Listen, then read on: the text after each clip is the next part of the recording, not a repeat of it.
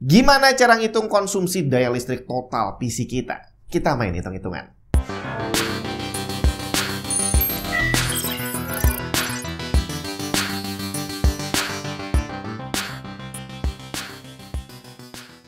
Buat yang lagi hunting komponen PC, bisa coba mampir ke tokonya Tech and Tips. Scan aja barcode ini atau klik link yang ada di deskripsi, terus cek katalognya. Ada beberapa komponen mantan review, ada yang baru, ada merchandise Tech and Tips, dan mau ngerakit PC juga bisa sekalian di sana. Konsultasi gratis, bre.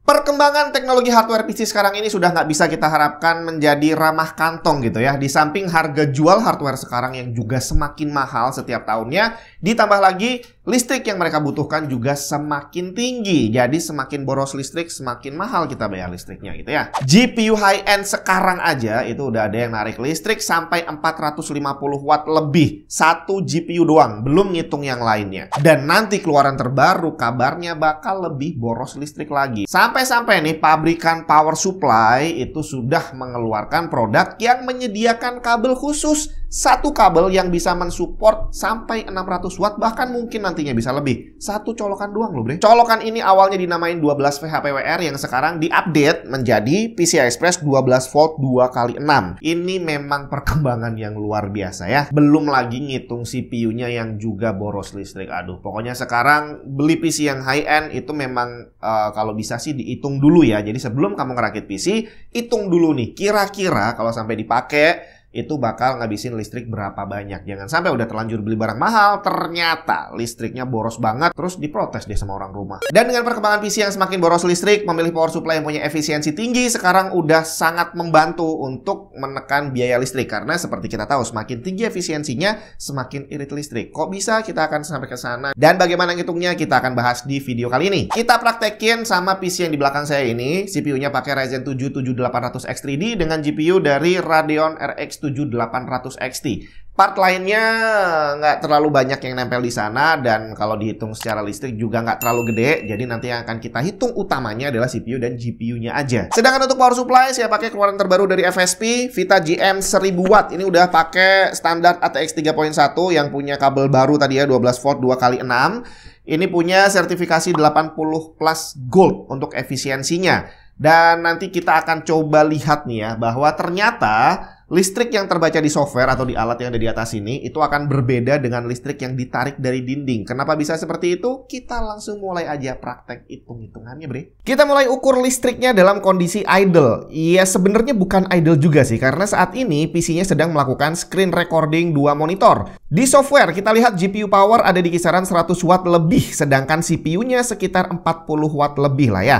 Total kurang lebih 150 watt yang terbaca di software. Tapi saat kita lihat di pembacaan alat PMD nggak flat 150 watt. Ini pembacaannya real time dibandingin software. Dan di sini kita lihat powernya naik turun cepet banget, bahkan ada yang sampai spike ke 200 watt. Sedangkan aktual listrik yang ditarik dari dinding terbaca 215 watt. Ini yang di wattmeter. Kita coba hitung manual ya. Yang terbaca di software maupun PMD itu adalah hanya untuk CPU dan GPU aja, dan diukur langsung dari CPU dan GPU-nya sebelum masuk ke power supply. Sedangkan yang terbaca di wattmeter adalah daya keseluruhan PC, bukan cuma CPU dan GPU, tapi termasuk motherboard, RAM, SSD, fan RGB, dan semua hal yang nyolok ke power supply. Termasuk di sini sudah ada daya yang terbuang menjadi panas, sehingga efisiensi power supply di sini sudah mulai diperhitungkan. Jadi kalau kita lihat tadi di software terbaca 150 watt, tapi di PMD terbaca aktualnya naik turun bisa sampai lebih dari 200 watt. Kita ambil tengahnya aja, kita asumsikan bahwa keseluruhan sistem menggunakan listrik kurang lebih 180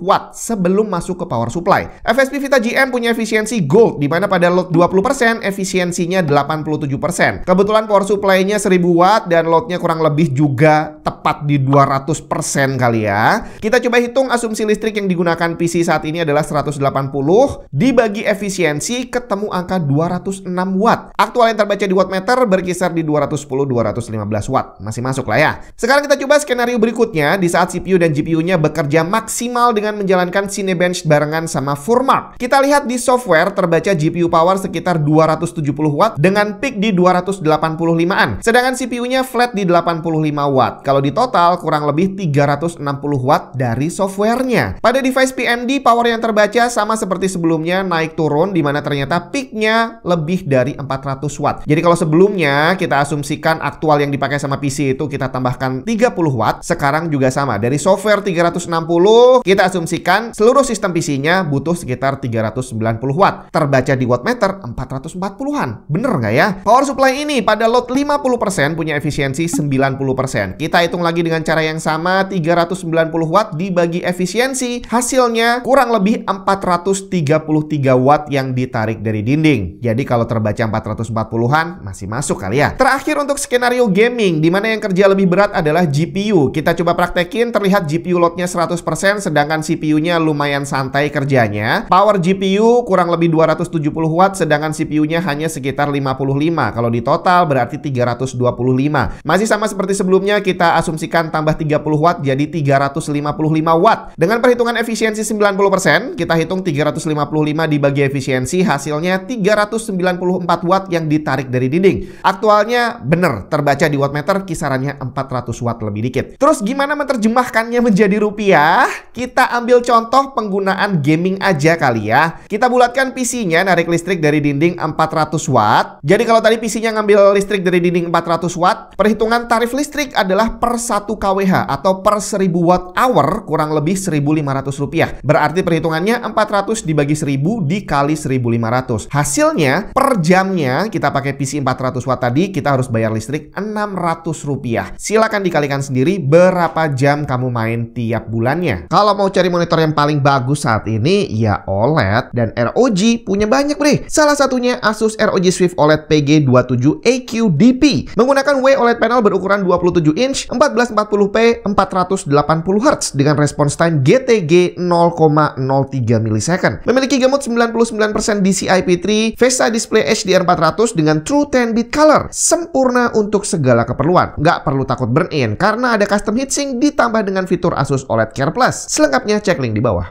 Yap, itu dia tadi cara menghitung perkiraan konsumsi daya listrik PC kita, atau lebih tepatnya sih ya, lebih bagusnya adalah PC yang akan kita rakit nantinya. Jadi sebelum rakit ada baiknya kita udah tahu dulu nih kira-kira bakal makan listrik berapa banyak.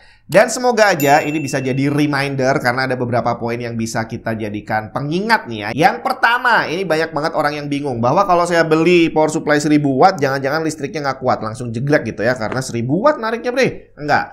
Bahwa power supply yang tertulis 1000 Watt atau berapapun kapasitas yang dia tulis itu artinya adalah dia bisa mensuplai up to segitu. Bukan berarti setiap saat akan narik 1000 Watt, enggak.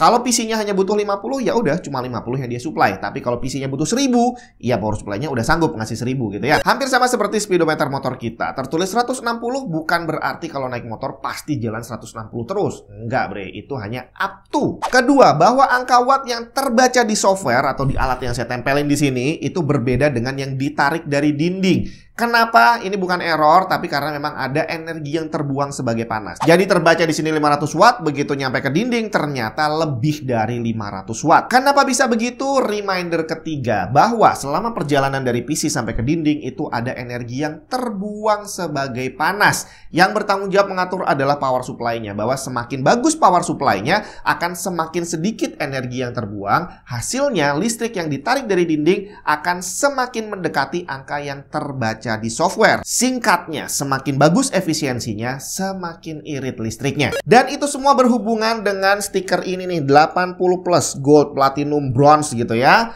Bahwa semakin tinggi kelasnya, semakin bagus efisiensinya. Banyak orang bilang bahwa kalau kita mau lihat kualitas power supply nggak bisa hanya ngelihat dari stikernya tadi, karena itu hanya menggambarkan efisiensinya, bukan keseluruhan kualitas dari power supply-nya. Nggak salah sih, tapi secara logika semakin tinggi efisiensi kan dia tadi semakin sedikit panas yang terbuang, energi yang terbuang menjadi panas gitu ya. Nah, untuk bisa mencapai itu berarti dibutuhkan komponen dalam power supply-nya yang bagus dan juga desain engineering yang mantap. Jadi semakin tinggi efisiensinya, secara logika semakin bagus komponen di dalam power supply-nya. Harganya tentu saja akan lebih tinggi dibandingin power supply yang punya efisiensi lebih rendah. Tapi apakah bisa dibilang mahal? Enggak juga, karena tadi bahwa dibilang tidak terlalu banyak energi yang terbuang menjadi panas. Artinya power supply supply-nya bisa bekerja dengan temperatur yang lebih adem dibandingin power supply lain dengan efisiensi yang lebih rendah. Berarti untuk pemakaian jangka panjang, power supply dengan efisiensi tinggi akan lebih awet karena temperaturnya lebih dingin dibandingin power supply lain yang lebih murah. Daya tahannya akan jadi jauh lebih panjang dan itu dijamin sama pabriknya dalam bentuk garansi. Semakin tinggi efisiensi power supply, semakin panjang garansinya. 10 tahun bre, kalau kamu cari yang bronze gitu ya. Biasanya nggak sampai 10 tahun, ada yang cuma 7 tahun, 7 kalau bronze jarang sih, biasanya 5 gitu ya. Atau bahkan ada yang di bawah 5 tahun. Nah, dengan ngasih garansi kayak gini, berarti pabriknya sudah menjamin bahwa power supply gue nih yang punya efisiensi tinggi, itu daya tahannya dijamin panjang. Kalau nggak percaya silahkan pakai, kalau sampai rusak sebelum 10 tahun, silahkan tuker baru. Enak kan? Dan buat kamu yang butuh untuk cari power supply dengan efisiensi gold atau yang lebih tinggi, jangan takut bahwa harus beli 1000 watt, enggak gitu ya. Karena untuk FSP Vita GM ini ada beberapa kapasitas yang bisa kamu pilih dari 1000 watt, terus bawahnya ada 850, ada 750, dan ada yang 650 watt. Harganya tentu saja akan lebih mahal dibandingin yang bronze, tapi secara kualitas ya seperti yang udah saya jelaskan tadi. Semoga bermanfaat, kita ketemu lagi di video yang lain.